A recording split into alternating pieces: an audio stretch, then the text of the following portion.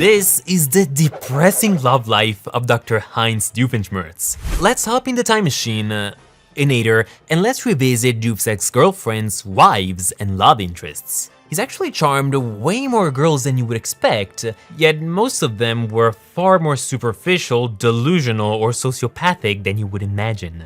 A few were actually pretty wholesome though. From losing his loves to guys with bigger fingers, whales, and his own antics, let's dive into the complete timeline of Dr. D's romantic relationships. This was a quicker intro. Back in Druselstein, when Heinz was about 8 years old, there was this little girl, Grulinda, who had a massive crush on him. So to make him notice her, she used to pour buckets of water on him day in and day out. Because that's how kids express their feelings, I suppose. This kept going on all through grade school, with her even entering his bathroom once while he was showering just so she could throw water on him. Which, convenient as it sounds, it's still kinda messed up to enter another kid's bathroom like that. I don't imagine Doof's parents even cared to stop her there. Actually, they might have welcomed her in, figuring it was one less thing they had to do to make his life miserable, which makes things even more messed up. But still, because of all the water pouring, Heinz understandably assumed Grulinda was baking on him, so he completely missed that she was trying to show her affection. And this, honestly, can't possibly be his fault. Not only was Grulinda way too cryptic and mysterious there, but Heinz also spent his entire life being bullied by everyone around him, his parents included, so no wonder he misunderstood her feelings. Instead of being water under the bridge, Heinz started contemplating his revenge and will gladly wait 4 more decades to enact it. But we'll cross that bridge when we get to it. Fast forward a few years, and Heinz finally goes on his very first date and spends a day at the park with another girl. We have no idea how they met, what the girl's name is, or how he convinced her to go out with him, but we do know that the date was immediately ruined by Doof's childhood bully, Big Black Boots Boris. So, you see what I mean? Of course he saw Grulinda's teasing as just another person picking on him. My bro was traumatized. Not long after that, Heinz started liking, and I mean really liking another girl, so much so that he plastered his bedroom walls with pictures of her. This one too doesn't have a name, so let's just address her as the girl on the posters. It's unclear whether the two were in a relationship or not, but because he's seen crying with his dad telling him not to make a mountain out of a molehill, we've got to assume that they've either been in a relationship for a while, but she broke up with him, or they were just friends and Heinz had feelings that she didn't quite reciprocate. However, because in this shot alone we see 13 pictures of her in his room, it seems he had some kind of obsessive fixation with this girl, kinda on par with Candace's obsession with Jeremy, so I would kinda go for the unreciprocated love thing. I don't know about you. After getting his heart broken, Heinz decided to take matters into his own hands. And you'll see why this is a pun in a few seconds, so he tried to impress girls with his impeccable hand shadows. And weird as it sounds, his plan actually worked. In fact, that's how he met his next love interest, a Fräulein who genuinely loved his shadow puppets. However, before he could even ask her out on a date, a new puppeteer with huge hands Hans, arrived and immediately outshined him. His hand shadows sucked, but this Fräulein didn't really care about that. What made her fall for him was his, outstanding finger size. So this girl sure knows how to have a good time. She has her priorities, we cannot blame her for that. Before Heinz could even think about meeting someone new in Druselstein, his parents kinda pulled a dirty trick on him and shipped him off to the United States. Just because they're asses. They didn't have a real reason for it, they just didn't want him around, I guess. It didn't take him long to start dating in America as well, and coincidentally, the first girl we know about is a young redhead who dreams of becoming a pop star. She's Linda Flynn, aka Phineas and Candace's mom. It's the 80s, and Doof takes Linda to a drive-in movie theater for their first date. Being broke teenagers, they agree to save money by buying just one ticket, with Linda hiding in the trunk of Doof's car. They then split the cost of that one ticket because Heinz is no gentleman, which is probably why he left her in the trunk since he picked her up at her house instead of letting her climb in a block away from the movie theater. Not cool. Anyway, as they take a seat, they briefly talk about their hopes and dreams, with Linda admitting she'd love to someday become a pop star, only for Doof to immediately discourage her, sarcastically remarking how if that ends up happening, then he will rule the world. Linda, however, kinda believes he can actually totally do that. She even suggests he should start small with the tri-state area, thereby planting the idea in his mind. She was so supportive. The date is cut short as Doof's invention, meant to transmit the movie sound in fifth-dimensional stereo, of course malfunctions, sending the movie theater screen flying into the stratosphere. And surprisingly, this is what pushed Linda to end the date. Not being stuck in his car's trunk, not being forced to split the cost of Doof's ticket, or how he made fun of her lifelong dream, no. The screen thing is what got her. She then climbs back into the trunk, and the date ends without so much as a kiss. As for the $1 million question, does this date imply that Doof is in fact Phineas and Candace's father?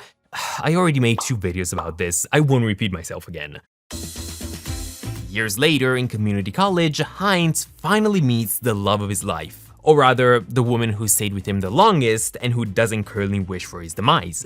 We're talking about the wealthy Charlene. Now, it seems there was a bit of a love triangle brewing back then between Doof, Charlene, and a certain Mr. Lang, aka Vanessa's current high school principal. Apparently, this guy too was madly in love with Charlene, but in the end, she picked Heinz, leaving Lang completely baffled by her choice. In fact, to this day, 20 years later, he's still brooding, holding a grudge against Heinz. And it's kinda interesting how for the first time ever, the roles are reversed. Doof is the one who got picked, while Principal Lang is the one left with a heart broken and a sad backstory. I kinda feel sorry for him. Doof and Charlene will later get married and have a daughter together, Vanessa, Doof's only child. Only. Sadly though, this marriage didn't last. Partly because of his annoying voice, that's not an actual reason given on the show, it's just what I think. Partly because they wanted different things in life, and mostly because he kept annoying her with his weird sock puppet, Mr. Tomato. The two eventually got divorced about 4 years after Vanessa's birth. But when I say that she was the love of his life, I actually mean it. Even after the divorce, Charlene never resented him or had any hard feelings. They were incompatible, according to her, but she's the only one who really got to know him, and the only one who got to see firsthand just what a caring parent he is to Vanessa. She saw the good in him. She got past his wacky shenanigans, and she saw the good man that he really is, something that Linda and the other girls never did. So sue me if I love Charlene, and I'd love to see a flashback or two to know what their marriage was like. In fact, since Doof never gave us any backstory surrounding Charlene, it's safe to assume that those were some of the happiest years of his life. So really, hashtag justice for Charlene. Even after the divorce, Charlene decided to keep his last name, to share custody of Vanessa, and to remain on good terms with him, despite how she was required to send him monthly alimony checks. She's a saint. Years go by, and after settling into his new penthouse, Doof decides to re-enter the dating scene and starts dating a bunch of weirdos. I'm not trying to be rude, but besides the one that kept stabbing him with a fork, most of these women had the weirdest traits and the unhealthiest obsessions. First on the list is Elizabeth, one of my favorites, honestly. She's an extremely weird woman with a disturbing, obsessive fixation and fascination for whales. It's a mystery how she and Heinz even started dating in the first place, so I've got to assume Doof faked an abnormal interest in whales as well, so she would like him, because she was that much into whales. However, when you have to pretend to be someone else so that your partner likes you, well, you're probably not a good match, honestly. However, Doof was still trying his best. In fact, to surprise her with a memorable gift, he built a whale translator, Inator, which would allow Elizabeth's wish to come true and finally be able to communicate with her beloved mammals. So they found a whale, turned on the Inator, and what did the whale say? Well, of course, it started insulting and belittling Heinz, suggesting Elizabeth should dump him and start dating it instead. And hearing what that trash-talking 35-ton pile of blubber had to say, Elizabeth couldn't help but agree. So she jumped into the ocean, leaving Heinz for that whale, and then rode it into the sunset. Years later, Doof found her still living inside that very whale, somehow having a whole apartment in there even. It's actually quite a bit roomier in there than you think. She has an oven, a dishwasher, and even pictures on the walls. Or, well, walls, whatever you'd call walls inside a whale's stomach. but it's pretty cozy actually. The weirdest part though is that this whale wasn't even some long-lost soulmate of hers, or a whale that she had some history with.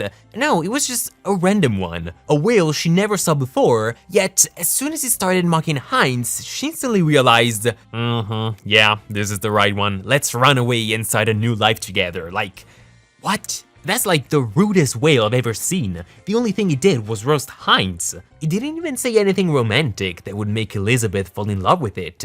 Why did she run away with it? But never mind, it was for the best.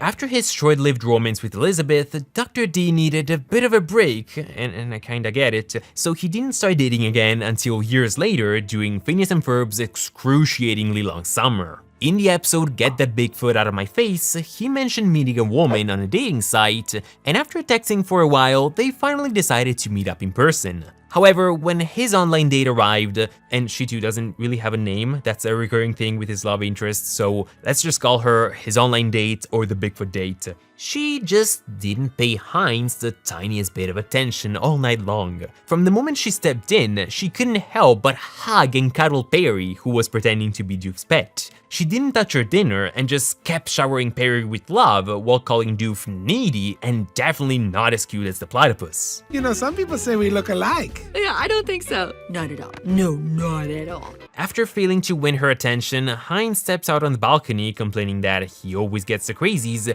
and then he falls off because, unrelated, he heard the sound of screaming children, so he wanted to hear the screams from up close, which kinda makes him one of the crazies too, I guess, but you know, it is what it is. Then, all covered in leaves, he stumbles back inside, only for his date to see him and freak out, thinking he was Bigfoot, because of course, so she hits Doof with her purse, pushing him off the balcony. Realizing seconds later that it was actually Heinz and not Bigfoot, she does nothing. She doesn't check if he's okay, she doesn't apologize, doesn't even pretend to care. She just grabs her stuff, heads home, and proceeds to never see Heinz again. So can we all agree that she's a borderline sociopath? She pushed him off the balcony without even an ounce of remorse. That should count as attempted murder, honestly. Shortly after his Bigfoot date, Doof actually manages to get a girlfriend. And this one though not only doesn't have a name, but we don't even know what she looks like. People just refer to her as the girl in the pink house. Nevertheless, she and Heinz soon had a relationship bump, and Doof, desperate to mend things with her, spent an entire morning calling her and leaving her 57 messages, most of which were pretty rambly too. Because she never picked up the phone, it's possible that she was ghosting him, but to be fair, maybe she just wasn't home that morning. Later that day, Doof plans to erase the embarrassing messages from his girlfriend's phone by waving a giant magnet over her house. His scheme, however, of course, as always, was thwarted by Santa. Yeah, you didn't see that one coming, did you? It was July, and Santa arrived and foiled his plan. So yeah, let's not give this one too much thought, okay? The girl in the pink house and Heinz broke up soon afterwards. So yeah, this means that she was indeed ghosting him there. Yeah. Heinz is pretty much about to give up on love. He even tried flirting with his backup dancers from time to time, but really to no avail. But he decided to give love one last chance. In the episode Shaped Platypus, he got plans to meet up with the girl he met on yet another dating site. But just in case the two don't hit it off, Heinz launches his D-Love Inator satellite in space and threatens to activate it to eliminate the feeling of love over the entire tri-state area. Because that's possible, apparently. For their date, they go to Phineas and Ferb's restaurant, which, despite only existing for a few hours, is somehow the trendiest restaurant in town. Yet, the fact that this restaurant is run entirely by children doesn't weird anyone out here. Okay.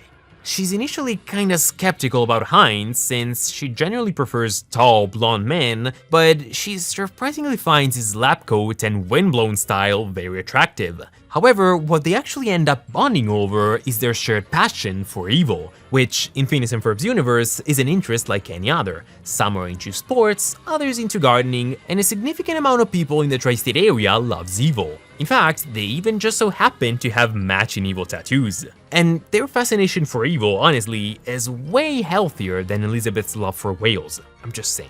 The two spend most of the night singing about their evil love, bringing chaos in town, and mildly inconveniencing young kids. But just as Heinz tells his evil date that he's never been happier in his entire life, his delusional satellite crashes right next to them and hits her with its ray, destroying her love for him. Milliseconds before she could tell him that the feeling was reciprocated. This one is probably the most tragic one of all. She was perfect for him, they were a match made in heaven. Also, just imagine the potential of bringing in an evil love interest for Doof, and all the doors this could have opened for him story-wise. Unfortunately, evil love is strong, but the status quo is even stronger, so things had to go back to normal and the girl had to leave Heinz for good. Doof was so distraught after this one that he didn't date again until halfway through season 4, when he gave online dating a third chance, because he doesn't learn from his mistakes. Except this time, he decides to stretch the truth a little, so he met a country girl on a square dancing website and led her to believe he was an expert at it. This girl, for a change, does have a name, so meet Rosie. The two are to go square dancing together, so to go along with his lie, he built himself a pair of boots that listen to the instructions of the square dance caller and move accordingly to those commands. Naturally, Perry tagged along as his wingman, ready to help him pick up the pieces in case things go south. Because they always do, don't they? In fact, the date goes... Actually, no, it goes incredibly well. She finds him attractive, loves his dance moves, and even proposes to go eat something together. Once again, the episode seems to end on a high note, with Doof and Rosie happy together, but the end credits in just 30 seconds manage to ruin it all for him.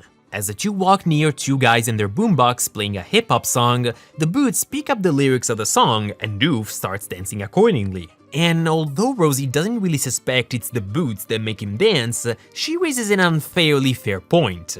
His dating profile explicitly said that he only square dances, like, exclusively. But now he's dancing to hip-hop, so this means he was lying. He doesn't solely square dance, making him a liar in her eyes. So basically, that's the lie that got him in trouble. Not the boots, it's the fact that he had to specify that he doesn't dance to anything else. And the worst part is that he probably even just said it as hyperbole, not even as a way to deceive her. Yet, she wasn't having it. He lied to her, so she left him.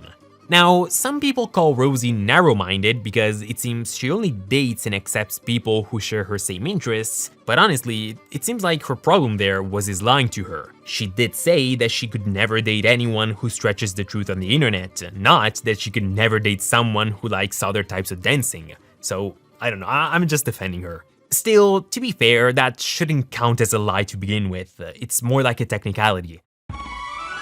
The very last woman on the list is a girl we know all too well, an old flame of his. That's right, it's Grulinda again, the water bucket girl. She was the first one.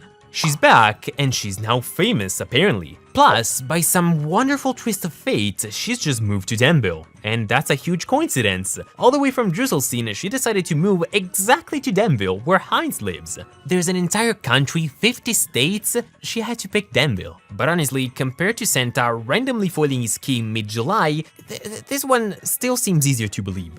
A garden party is thrown in Grulinda's honor at Danville Park, so to exact his revenge, Doof intends to fly over her party and humiliate her in front of everyone there. To do so, he plans on using his Sogginator, which is just a big bucket of water he wants to pour on her. Perry thinks it's petty of him to hold a grudge for 40 years, but Heinz reassures him that it's total evil instead, not petty. Pfft, please. He even calls it dousing her with a lifetime of soggy humiliation. Poetic, right? Before he could enact his plan though, between Perry's thwarting him and Phineas and Ferb's invention getting in the way, Dr. D is sent flying and then rolling all the way to Grulinda's party. As soon as he sees her, he threatens her, telling her that his revenge scheme might not have worked today, but he swears he's gonna get her next time, because revenge is a dish best served soggy. It turns out though that he mistook Grulinda for some other woman she's associated with. So she's not Grulinda, she is. And to Heinz's surprise, she's good looking now, and not, well, what's the polite way to say it? You don't like this one? Ugly. Grulinda hugs him and is so happy to see him, much to Doof's confusion. So at this point, she finally reveals that she used to pour all that water on him because she really liked him. And Heinz there is so surprised that he kinda feels dumb for hating her guts this entire time. But in saying so, he accidentally lets his vengeance scheme slip, and learning about it, Grulinda is kinda enraged, thinking it was ridiculously petty of him to hold a grudge for that long over something so silly, so she just walks away, pouring water on his head one final time. Wait, was that for the vengeance thing, or do you still like me?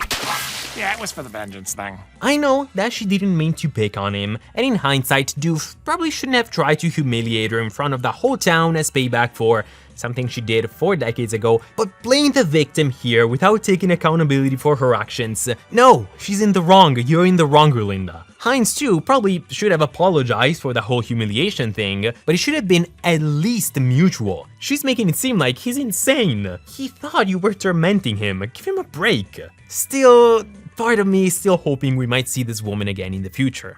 I mean, she was so nice to him before the vengeance thing. It would have been cool to see them on a date first. You know, before breaking up as usual. It's kinda poetic, however, that Grulinda is the first girl who ever liked him, and also the last one to appear in the main series.